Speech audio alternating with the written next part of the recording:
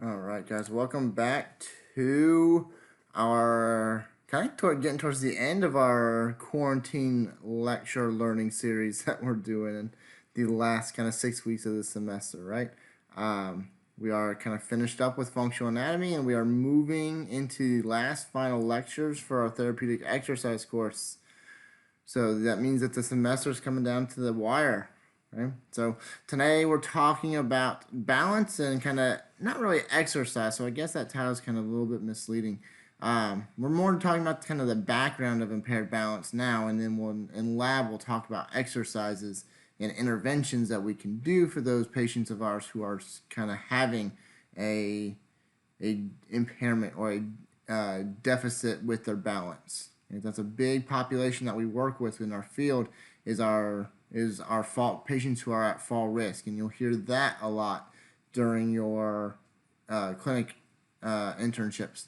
Is this patient, especially in the acute care setting or the SNF setting, these patients may be on fall risk precautions or bed alarms or chair alarms because there are fall risk. And what that comes down to is that they have impaired balance. They have trouble adjusting and maintaining that balance when they're in the standing position. So once we get started, so a little bit of background. Balance is something that everyone deals with on a day-to-day basis. Whenever you're sitting, whenever you're standing, you are working on your balance or you are challenging your balance. Bad things happen when we fall or even if we're afraid of falling. Right? So we may have patients who are deathly afraid of falling, especially our elderly patients, and especially those who have fallen before and broken something. They start getting really scared about falling again, which is warranted. But what does that now do, especially if they fell forward? Right? Now, at least if they fall forward, they have a chance of catching themselves with their hands before they bounce their head off the coffee table. If they fall backwards, you're looking at a broken tailbone or worse, a head injury. So if they're deathly afraid of falling forward, which way are they going to push? They may push you backwards. They may automatically always be leaning backwards. So that's kind of our job too, is starting to get them in the habit of trusting their ankle plantar flexors and dorsiflexors to keep them from falling forwards. The bulk of attention during balance discussions focused on the older adult. However, we can apply these to our younger populations, either our kids with special needs or even our adolescents to adult athletes. My example that I always think about is our lateral ankle sprains and how it is very important for us to train those everters, especially on unstable surfaces, to help stabilize that lateral ankle. Because if we don't, and that patient is used to having that static stability of the ligaments that are now stretched out, now when they go in on uneven terrain, they're not going to have that proprioceptive reaction. They're not going to be able to correct it and maintain their balance.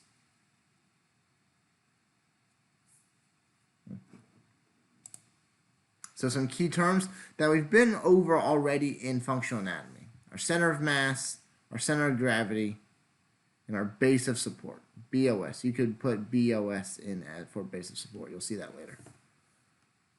So the center of mass is a point that corresponds to the center of the total body mass and is the point at which the body is in perfect equilibrium.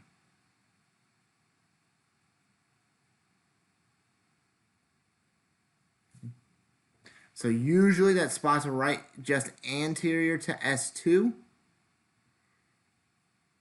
And in the center of gravity, our Kisner and Colby book refers to that as the vertical projection of the center of mass to the ground.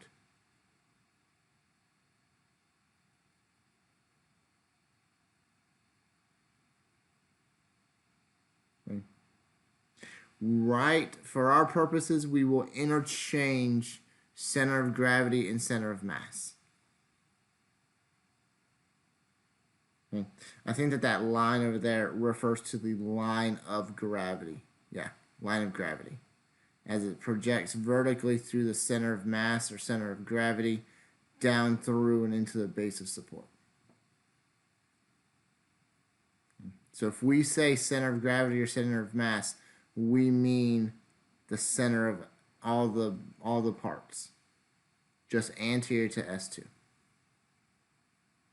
We're going to skip momentum for a brief minute. We're going to go down to base of support. That base of support is the perimeter of the contact area between the body and its support surfaces. Okay. So if our feet are together, it's going to be, if there was another man standing here and his feet were together, he would have a smaller base of support than standing shoulder width apart. That's smaller than standing with his feet kind of staggered a little bit. That is smaller than someone utilizing an assisted device. And that's one of the reasons why walkers are so helpful, is because it extends that center or that base of support out. The larger the base of support, the more stable an object is. These are things we already know. Okay. Momentum is mass times velocity, and linear momentum is in a straight line along the sagittal or transverse plane, whereas the angular momentum is the momentum around an axis. We've covered that already. Okay. In 120. So other key terms, limits of stability. So these are our sway boundaries, aka how far can a person go inside their base of support and maintain their balance. And if I go up a slide, that line of gravity that goes vertically through our center of mass can kind of go anywhere at once within these green areas, and we're not going to have to make too many adjustments to maintain our balance. Once that line of gravity passes outside that base of support, then we now have to start making some adjustments. And we're going to go through those adjustments here in a little bit. Okay? If it's just a little bit outside, we may use our ankles. If it's a little bit further, we're going to use our hips. And if it's even further, we're going to use our stepping strategy. There's also a suspension strategy and a lateral hip strategy that we will go through and really kind of go when and why is each of those used. You've also already heard the term the ground reaction force. So that ground reaction force is the opposite force from the ground up towards the body all the time. It follows Newton's third law. For every action, there's an equal and opposite reaction. Okay? So if you were to push, if this man was leaning forward and his line of gravity was going outside of his base of support, and he was to push down with his calves and plantar flex his foot, his force would go down to the ground. He would also have a force going up, and that force going up would bring his center of gravity back within his base of support. And hopefully that makes sense to you. If not, write it down. So how do we maintain this balance? How do we as bipedal beings stay upright, right? Your puppy dog, all of us have puppy dogs. We've seen them in our WebEx meetings, lab sessions. Okay? How do they stay upright? Well, they have 4 legs. We're bipedal. We stand on 2 legs. We don't stay on our hands. Okay? That creates a lot more struggle, or a lot more trouble when we start talking about maintaining our balance. So in order to maintain our balance, we get input from our nervous system, from our musculoskeletal system, and then contextual effects. Okay. Open and closed environments, that should sound familiar to you from our motor learning. Open environment, outside, lots of kind of variables, wind blowing, people moving around you, whereas a closed environment is kind of inside, less variables. Okay, but back up to nervous system. So the nervous system provides processing for the perception of body orientation in space by the visual, vestibular, and somatosensory. So keep that in the back of your mind. We're going to talk about that more in just a minute. It's essentially centrally programmed postural adjustments that precede voluntary movements, and allows for motor strategies for planning, programming, and executing balance responses. Okay? So what that second bullet, the centrally programmed postural adjustments, Those are things you don't even have to think about. If you were to stand up right now, you wouldn't have to think about how am I standing up? How am I maintaining my balance? Those things already happen. Those are already pre-programmed in the supercomputer you have inside your skull. When you're walking down the hallway or walking to your car or fixing dinner, that's something that you don't have to think about. You don't have to think about what are my ankle plantar flexors and dorsiflexors doing? What are my hips doing? What are my knees doing? What is my back doing? All in response to those small little balance adjustments that we have to do. Our nervous system is awesome because then it also gives us the ability to program to use motor strategies or voluntary motion for planning, programming, and executing balance responses. Let's say you're playing soccer. Two people are running toward you and another person are running towards the ball. Okay? And they kind of throw an elbow into you.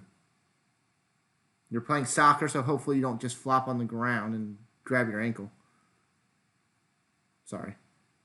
Okay? But you can see it coming, you feel it, and you can now make those adjustments based on what you feel. Okay? So we use a musculoskeletal system with the flexibility, our joint integrity, our muscle performance, and sensation with proprioception and kinesthesia to also tell our nervous system what's going on and how we need to respond. And then there's also some more of the contextual effects, stable versus unstable. That means the surface that you're standing on. Are you standing on concrete? Are you standing on your kitchen floor? Or are you standing on grass? Or an unstable playing surface? Did it just rain the night before? And that nice manicured field is a little bit soupy. Is the golf course a little bit wet and you're slipping all over the place when you're trying to swing a golf club? So this is kind of our sensory systems. This is this right here. Okay? That is this a little bit more explained. Okay? So the visual provides information regarding position of the head relative to the environment, the orientation of the head to maintain level gaze, and the direction and speed of head movements. Visual inputs can be used to help with stability of the person's vestibular system or proprioceptive input are altered. If, not of, if. So think about your older individuals. Okay? Maybe their vestibular system's not as keen and sharp as it used to be. Maybe they're proprioceptive. Maybe they have diabetes and they don't know where their feet are. They can't feel their feet. Those individuals are going to rely on their visual inputs to tell them what is vertical. Okay? Sebastian and Tevin can probably relay this kind of same information. Omar too. Okay?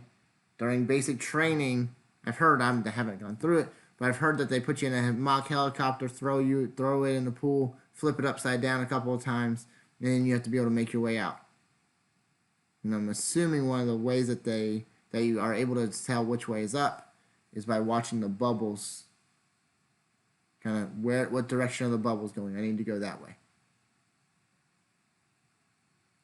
Your somatic sensory is uses muscle proprioceptors, our muscle spindles, our Golgi tendon organs, our joint receptors, and skin mechanoreceptors to provide information about motion of the body and the body segments. Right? Proprioception, the big one here. What position is my ankle in? Okay? Am I in too much dorsiflexion? Am I plantar flexed? What positions is my hip in? And then the vestibular system. The vestibular system is a big one that relays info about position and movement of the head in relation to gravity. Okay? This is your inner ear. This uses the 3 semicircular canals to detect angular acceleration and the receptors in the otoliths to detect linear acceleration. Okay? So those canals are filled with fluid, And lining those canals are making little receptors. When you turn your head, whoosh, that fluid then moves. And it tells your vestibular system and those little receptors that line the walls of those semicircular canals, which way is my head moving. Okay?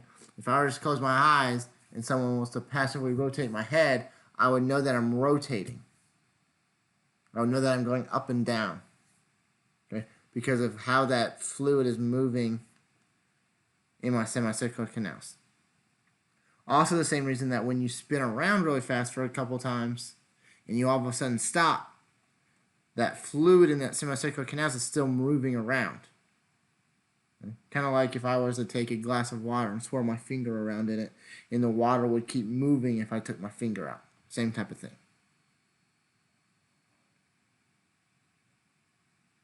Okay? And the body uses input from all these sensory receptors to give a reference point to incoming data. Okay? So if all these systems are functioning properly, your body is using them all. It's kind of like a check and balance system. Okay? All right, my vestibular system tells me that I'm rotating my head to the left. My visual system confirms that, and my mechanoreceptors in my cervical spine confirm that as well. I must be doing that. Okay? Or I'm looking up. Yep, vestibular system says I am. Visual system says I am. Somatosensory. I'm accelerating in a car, taking a sharp turn. I'm flipping upside down. Okay? If all these systems are functioning properly, they are checking each other and relaying each other. Now, what happens when we have some of those systems giving out false positives or false negatives?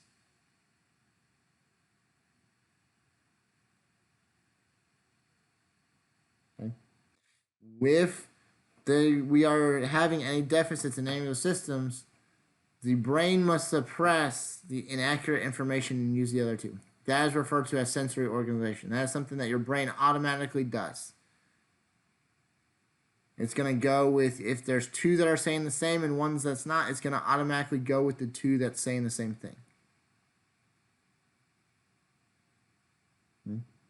People with vertigo feel as though they are spinning. The room is spinning. However, their visual system and their somatosensory system is telling them that they are not. Right? So that's one of the reasons why they get nauseous, is because they feel like they're swimming, like they're spinning, or like the room is spinning, but their other sensory systems are not going to, are not going to tell them the same thing, and they get nauseous. Okay? That information is processed in the cerebellum, the basal ganglia, and supplementary motor areas.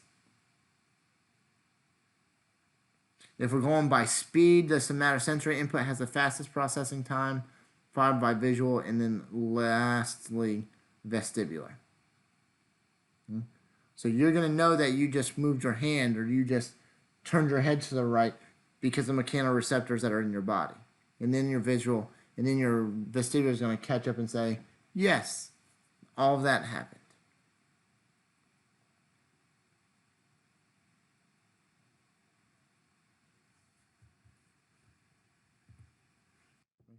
So how might this affect an older individual who now has,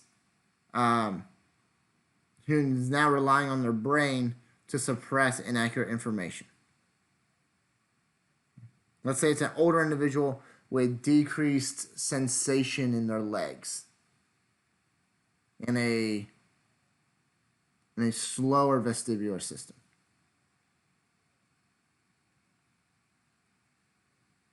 What system is that? Is their brain automatically going to have to now rely upon, and what issues can we see with that?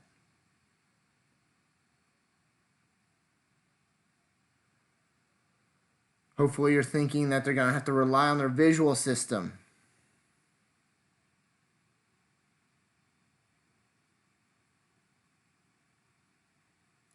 How might that be an issue? Especially maybe if they have to get up and go to the bathroom multiple times a night.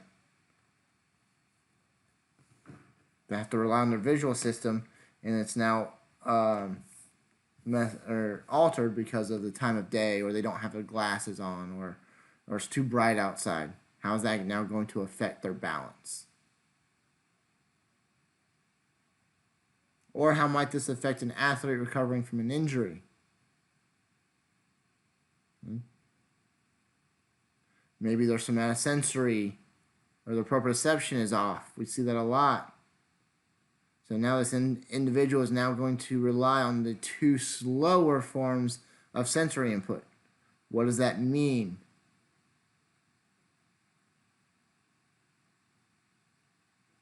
It means that we're putting them at risk of re-injury if we send them out back to sport too quickly, because they're not going to have that somatosensory speed to create that fast response. They're going to be lacking that fast response because they're going to be relying on the visual or vestibular fields or inputs. So lots of different things to consider. Our static balance, just like the name implies, it maintains a stable anti-gravity position. Like when I'm standing up and talking to you guys about something and I'm not moving, that is static balance. Dynamic balance is when I'm up there talking to you guys and I am moving around, or I'm showing you something, or I'm jumping up on the table, or what have you. And that's dynamic balance. My system is moving. We also have automatic postural reactions to maintain balances. In response to, I think a key word in that is unexpected external perturbations.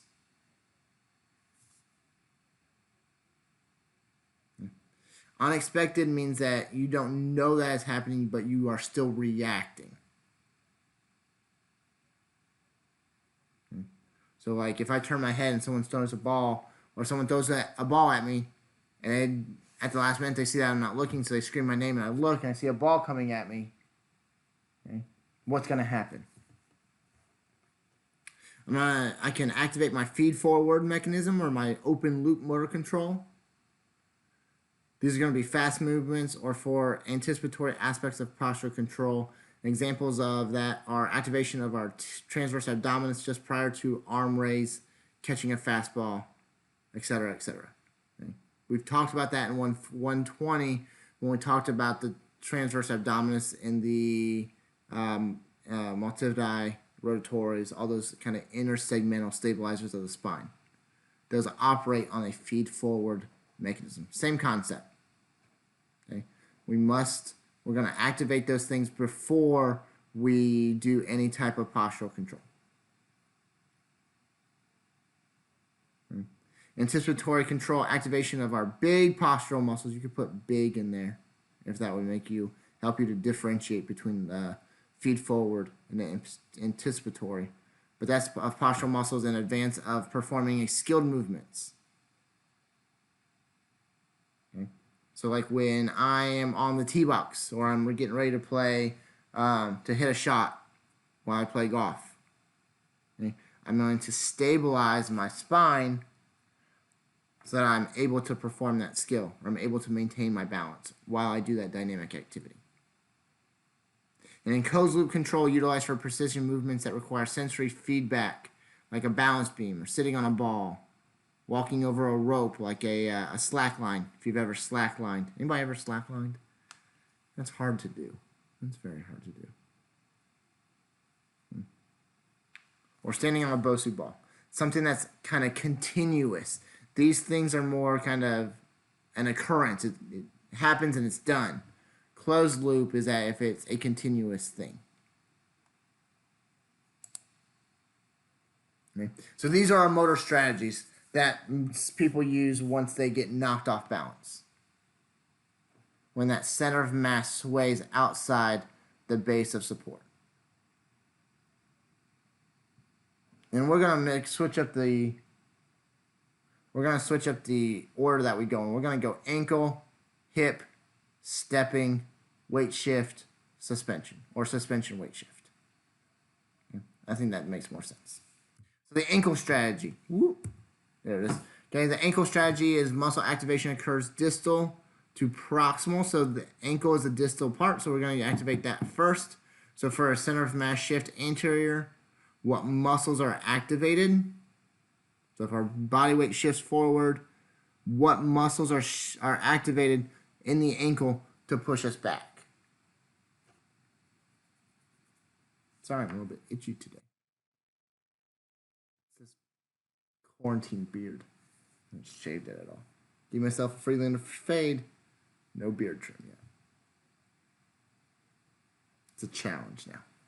Okay, anyway. So for a center of mass shift anterior, what muscles are activated so that we don't fall on our face? Hopefully you're thinking your plantar flexors, your gastroc soleus, so that you can push into your toes and it's going to push you back. Remember Newton. For a center of mass shift posterior, what muscles are activated?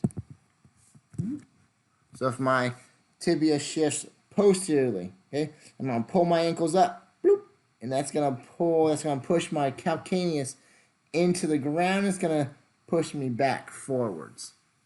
Which one is stronger? Which one do we have a better response with?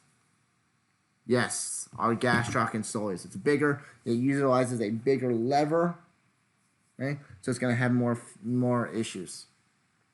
One of the reasons why we need to train people who are scared of falling forward, that they can trust their gastroc and their calf complex to push them back. Because if they fall backwards, it's really hard. It takes a lot of energy from that tibialis anterior to pull up and pull them back before it's too late. Okay? So our distal muscles for our ankle are activated about 90 to 100 milliseconds after perturbations. Like that. Very quick.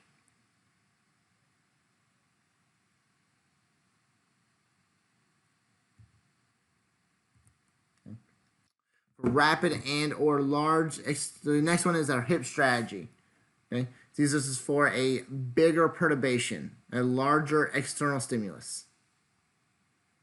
Okay?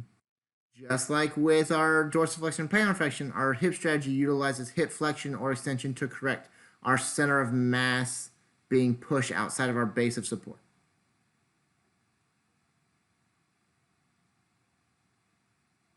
Okay. With the hip strategy, our muscles are activated in a proximal to distal fashion. Okay. So if it's a big perturbation, okay, let's say I get pushed from behind and my chest flies forward. Okay. I'm going to bend at my hip in order to maintain my balance. Okay? And then my ankles are going to recover. So with a hip strategy, our hamstrings, our quads, or paraspinals, or abdominals are at contract during that 90 to 100 milliseconds. With our ankle strategy, it was our gastroc soleus tibialis anterior that was quickest. Okay. So if it is an anterior perturbation and we're using a hip strategy, what muscles are now contracted to bring us back upright?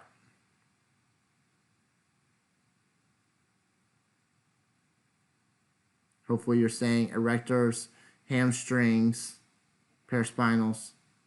Okay. What about a posterior shift? We throw our hip forward and then we have to bring ourselves back up. Hopefully you're thinking abdominals and quads. And then the third main one that we're talking about is our stepping strategy. This is when a large force displaces the center of mass beyond the limits of the space of support.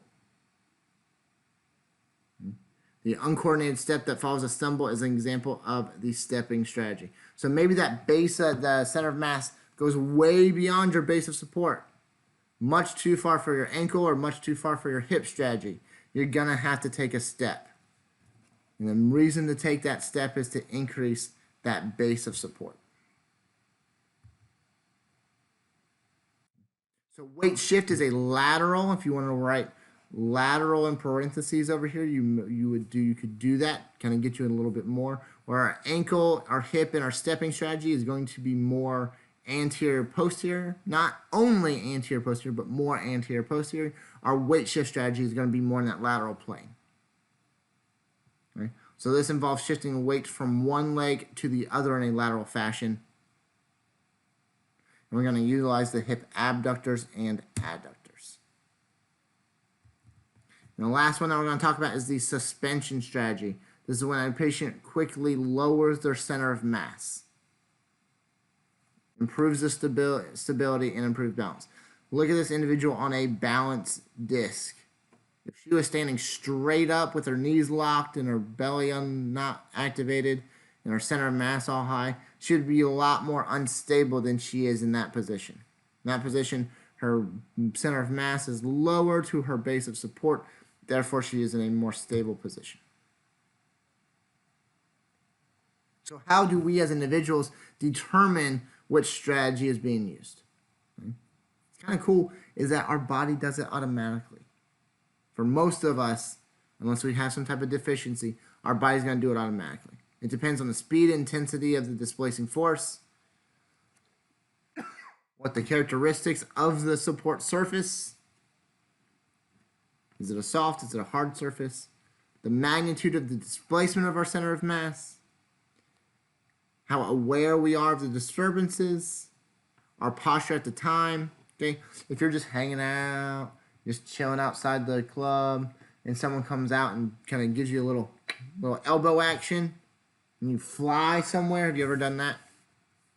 You had bad posture, you weren't aware of it, and you weren't expecting it. So patient's prior experience.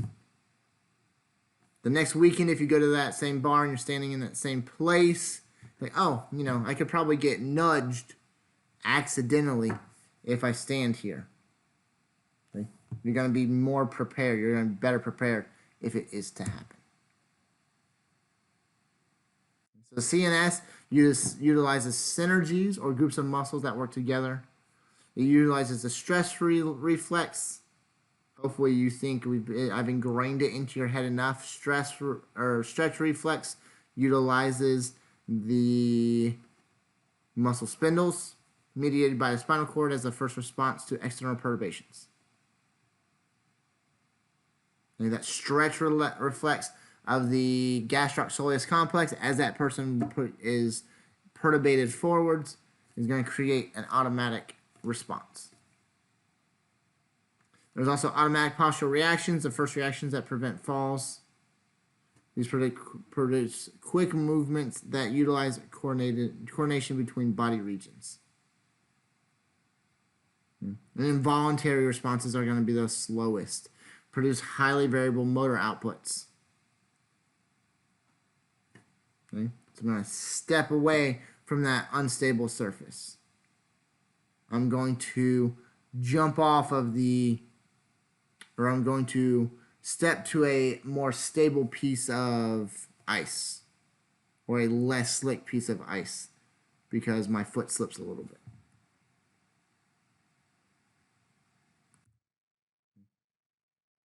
So impaired balance. So we talked about what makes up balance. Now let's talk about impaired balance and when we're going to see impaired balance. First one, we're going to talk about people who have impaired sensory inputs. Okay? These are people who have peripheral vascular disease, polyneuropathies. You could put diabetes or progressed diabetes over here as well because they're going to have a reduced amount of sensation. They're not going to be able to feel where their lower extremities are. Okay? They can't feel it. They can't respond appropriately. They may have vision loss, so decreased depth perception, decreased peripheral vision, or decreased visual acuity. In our older population, glaucoma is a big thing. Cataracts are a big thing. Okay? Those aren't going to give that person the sufficiency or the efficiency of their visual fields. Or we might have damage to the vestibular system with Meniere's disease or people who have had a CVA. It's not uncommon for your patient who has had a CVA to have some type of vestibular vertigo, nausea issues.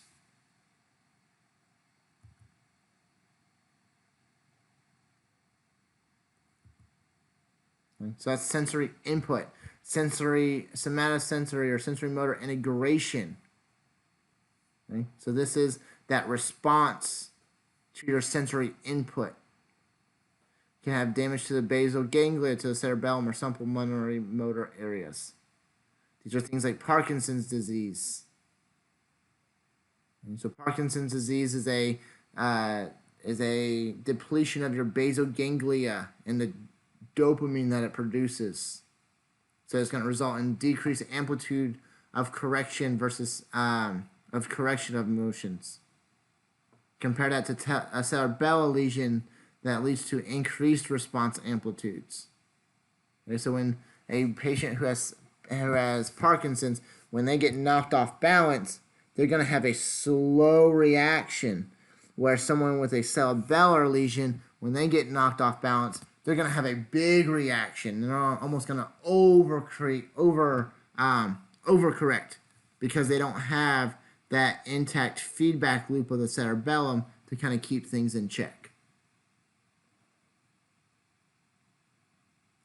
Or when patients rely on one sensory more than the other, they have a lot of difficulty when that sense is removed. Like we talked about earlier with our older individuals who have lost sensation, they have lost vision, and they're just going based off of their vertigo or off of their vestibular system.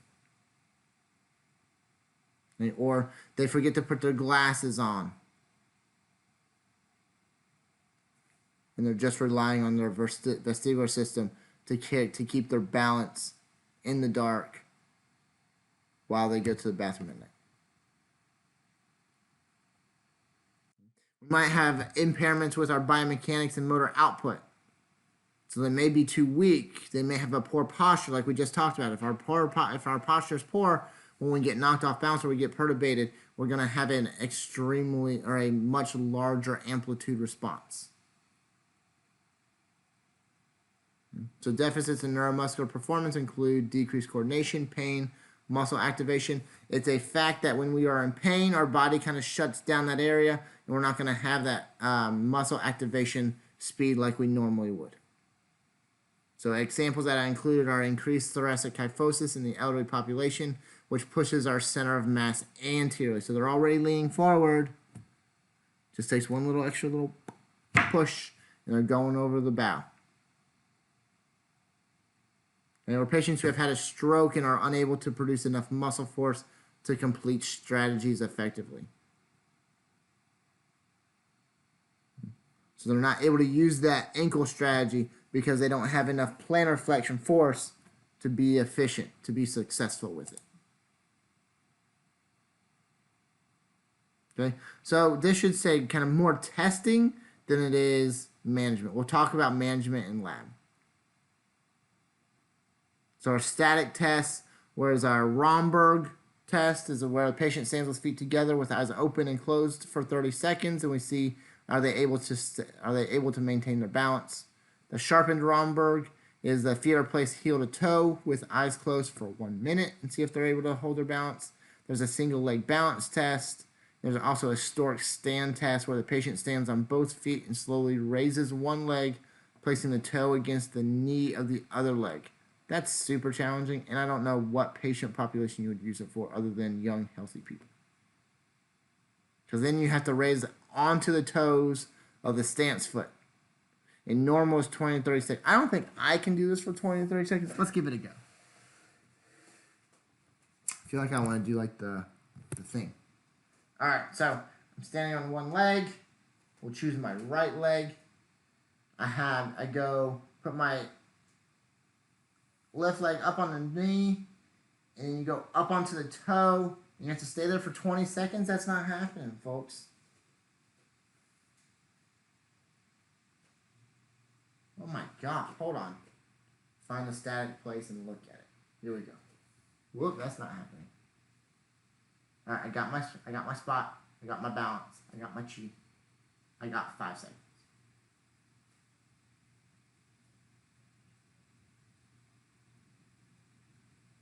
I got 6 or 8 seconds. Normal. I'm not normal. That's crazy. That's wild. I don't know where they got that normalized data from, but it definitely wasn't this guy. Or we have dynamic balance test. The one that I like is a 5 times sit to stand. Easily tested in clinic. That's the one that we used a lot when I was in clinic. So you're going to ask the patient to stand up from a seated position, stand up and down 5 times without using their arms. Normal, no fall risk is less than 15 seconds. Quick and easy.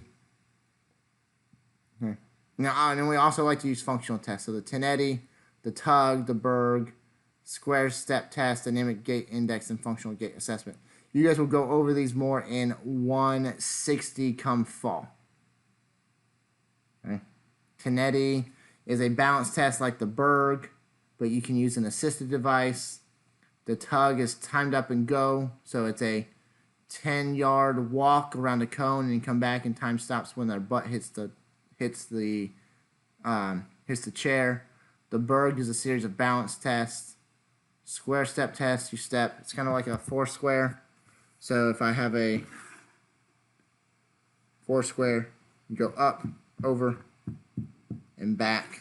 It's timed. Again, you guys will go over those more in 160 so you know what they are and what they mean. Hopefully we didn't lose you along the way. I'm still caught up on the stork stand test because that 20 to 30 seconds, that's a long 20 to 30 seconds.